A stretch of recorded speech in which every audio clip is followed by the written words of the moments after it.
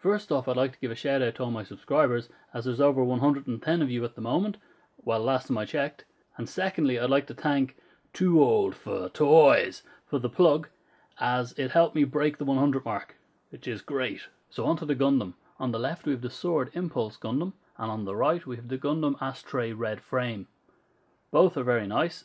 Both are just standard grade 1/100 models, and I know absolutely nothing about them or the cartoon called Seed Destiny, as I'm stuck back watching 79 with that crazy Gundamo intro tune.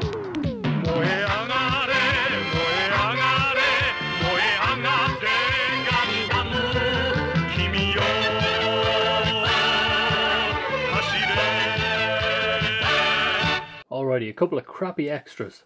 So this guy comes with the Sword Gundam. It's just a little see-through card jobby. So we have this guy that comes with the Astra. Some little painty figure jobby. And yeah, more uselessness. So here we have the Sword Impulse's construction manual. Some pictures of him on the back. Yeah, I was doing a bit of painting with this. As you can kind of see, I was testing colours.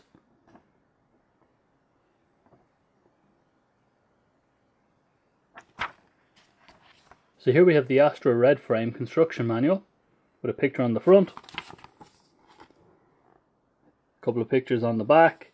That crazy dude.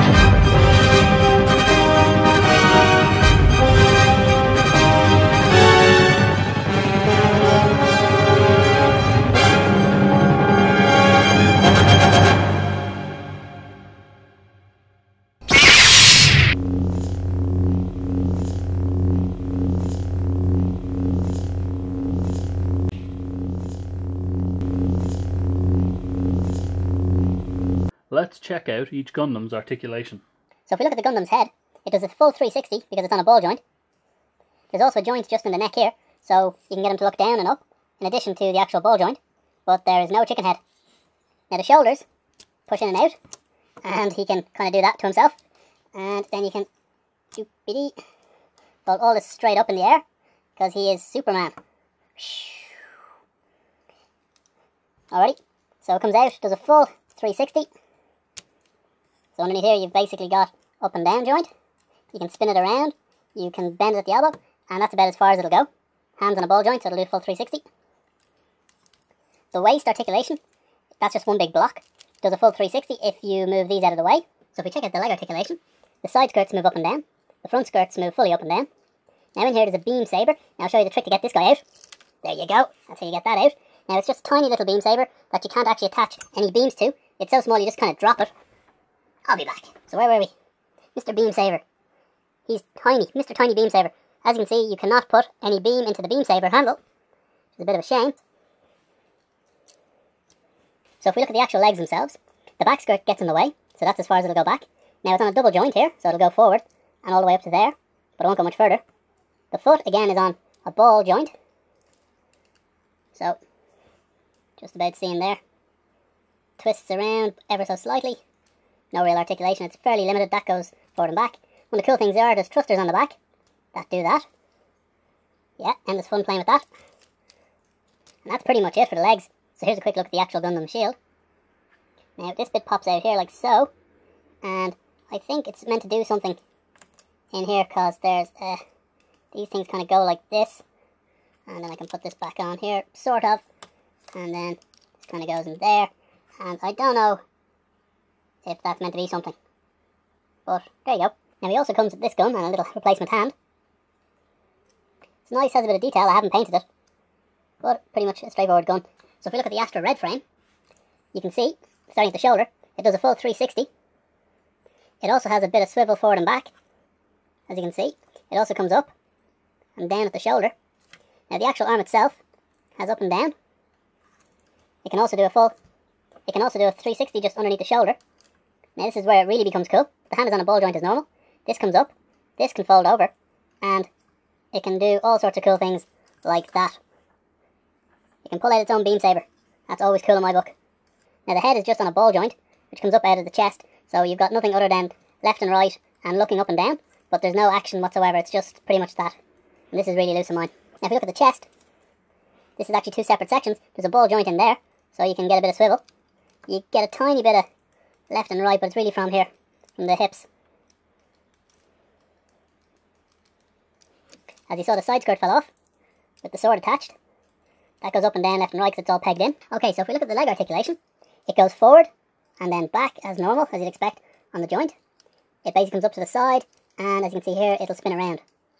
Now, there's actually a double joint here. Now, the top part here is very slight. This one here is obviously more obvious. So it comes back here, and then if you pull and push it, let's see if we can get it right. So as you can see, there's just that little joint just there on the leg. It's subtle, but it's there.